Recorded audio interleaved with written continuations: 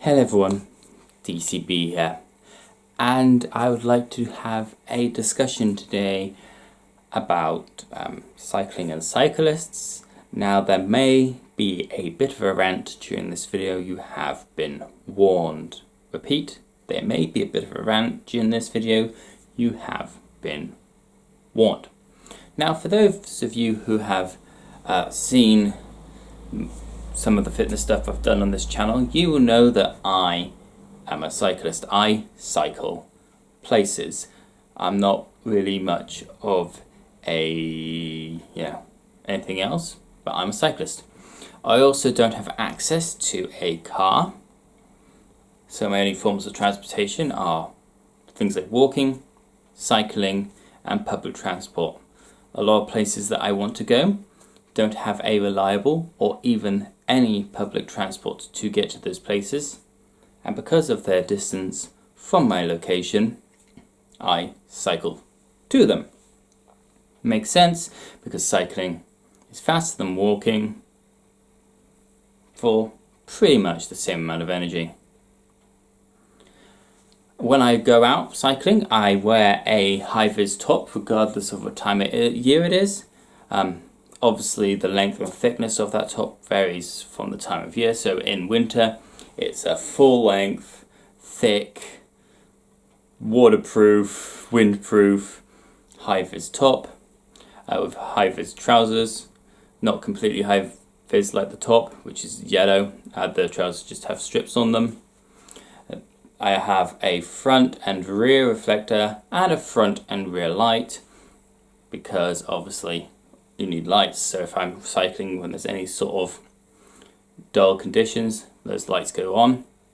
Lights are there to help you be seen rather than to see. The same thing with cars, there to help you be seen rather than see. Of course they will pierce some of the darkness if you're on a road with absolutely no lighting, but the main function is to help you be seen. Okay. Now, I also say helmet, reflective gear, regardless of the weather, time of day, time of year, front rear reflector, front rear lights, reflective wet weather trousers, and when I'm on the road, because there isn't a cycle path, because a lot of the paths around are purely pedestrian. What does that mean? It means that only pedestrians are allowed to use them. So if you're on foot, you can use them. If you're on a push bike, you're not allowed to. So where do I go? I have to go on the road. Unfortunately, the roads, quite a few roads, are not designed for cyclists. They're just big enough for two cars to pass. But that is the design thing. We've had a lot of years where it's just been walkers and carts, horses, cars. So our infrastructure has been designed around that. Fair enough. Cycling and bikes are still pretty modern in the terms of transportation. The train is older than the push bike, in a way.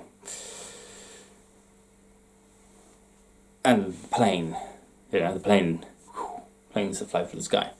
But you can't get a plane down a high street. Not even the small ones. I've gone off on a rant there, a random thing there, but that's my point. You see, the infrastructure isn't there for cyclists. Now, when I am on the road, I will stick to the rules of the road. So if there's a red light, I will stop at that red light, even if nothing's coming, because red lights mean stop. I have personally seen cyclists go through these red lights and be hit because they think it doesn't apply to them. That's just stupid. In my opinion, that's just stupid. Red lights are there for our protection. What if car drivers decide, because everyone else is going for these red lights, cyclists, who should be obeying the same laws as I am, then I can go through them too. What will happen then? They'll hit another car, they'll hit somebody that's crossing the road, they'll hit a person that's going through the green light, because the green light is there to say that it's safe to proceed. The red light says it's unsafe to proceed. Even if it's at a junction which, is safe, it's completely empty, you still stop at that red light. That's what it's there for. And then there's others who have helmets, but they're on their bikes, not on their heads. What? A helmet is not a fashion accessory for your bike. It goes on your head, it protects your skull, it protects your brain if there's one in there. It does that. It is there to protect you. So when you fall off your bike and you hit your head on the concrete, which is harder than your head, you're less likely to be injured. That's why it's a legal requirement for motorbikes to have helmets. I don't know why it's not a legal requirement to have the rest of the biking gear, but meh. Because obviously they're travelling at a much faster speed than us push bikes, and when they come off their bikes, yes, it hurts. Gravel rash, anyone? Cheese grater flesh? Ugh. Yeah. Of course, if we're going down the hill and we suddenly come off our bikes, we still get a form of gravel rash, just not anywhere near the severity of somebody on a motorbike. So you've got those idiots that go for red lights, you've got those idiots that don't wear a helmet even though it's on their push bike, and then you've got those that don't wear a helmet or reflective gear or have any lights and cycle in dark clothing at night.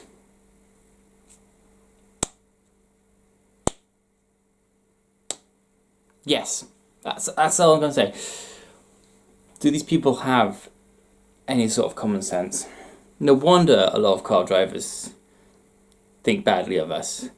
Have you ever been cycling along and you've been told to get on the cycle path? Well, guess what? There's not always a cycle path.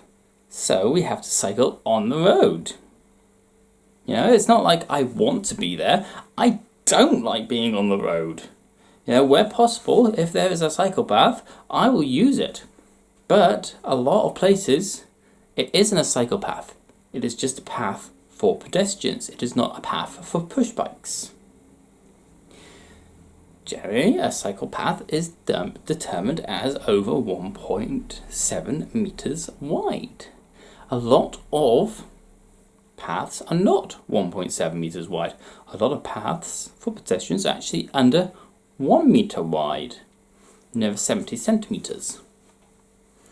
And then the rest of it is a road. Of course, the exception to that is pedestrian areas, which are basically the whole width of the street, which can be 5-10 meters depending on where you are. There has been a lot of improvement in trying to incorporate cycle paths into the existing infrastructure.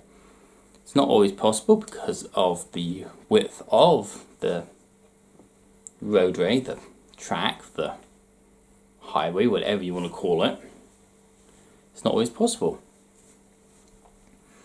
Now, I do think that there needs to be some sort of change in this, not only in this country, but generally, towards not only the attitude towards cyclists, but the attitudes of cyclists towards things.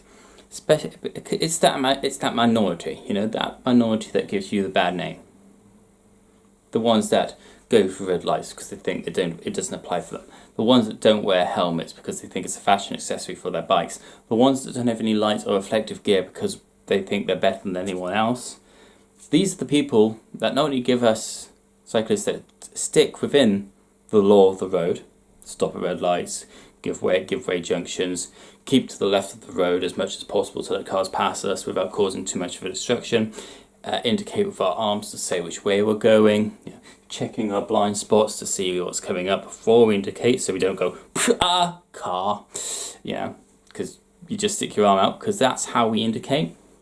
Yeah, this arm, we don't have reflective lights on our bike that go, so we have to indicate with the arm. So that's obviously right, that's obviously left. This is sort of slowing down and stopping. That's past me. Of course, you've got thank you. This is always a good one. You've got your bell. Your bell, you actually have to ring your bell if you're on a shared path and there's a line of pedestrians going across both lines with their backs to you. You do that to say, excuse me please, I'm coming through. So that is something that you have to do. That's cycling etiquette. Yeah. So you have to ring your bell to get past these people. Once again, a lot of people don't do that. And it really, really bugs me. And it really annoys me that somebody like myself and others like me who stick within the laws of the road, who follow proper cycling etiquette, have all the right gear, do everything we can to maintain our safety and the safety of others, are compared with those who just don't give a damn, who think that things don't apply to them. Now, how do I think we can get around this? Well, education is obviously a big start. Education is always the best way to start, educating people the right way to cycle at a young age, yeah, showing them how to cycle. And then you've got the issue of the people teaching them not doing the same things, the whole do as I say, not as I do attitude, which is absolutely stupid. Because if you're teaching your kid how to cycle, make sure that they've got a helmet, but you don't, they're going to be like, well, why do I have to wear one when you don't? And that mentality will stay with them for a while. And when they get to an older age, they're like, stop this, I'm not wearing this helmet anymore. You can't be bothered, mum, dad, whoever it was that was teaching them. It'll be like somebody learning to drive from a stunt driver. They definitely don't stick within the normal aspects of driving when they're doing their stunt work, This is how we rev the engine up. This is how we jump over cars. This is how we tilt it on two wheels. This is how we skid in donuts. Imagine if that was how you were taught to drive. Yeah, that is obviously not the right way to drive.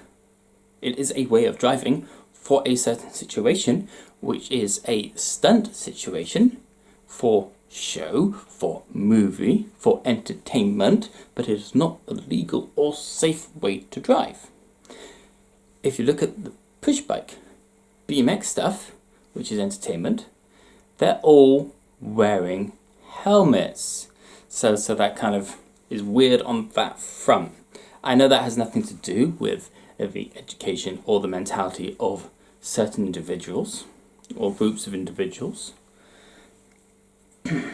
But it's something that, if they see these people who are highly skilled in acrobatic bicycle entertainment, BMX, stuff, show jumping, that kind of thing, motocross, motocross on your push bike, they will all be seen to wear helmets. Which is, as I say, great because, helmets, they're good. Does there need to be some sort of licensing or insurance for push bikes? I'm unsure. There needs to be something. There definitely needs to be something to say that you have the adequate skill and knowledge that you stick within to be able to cycle.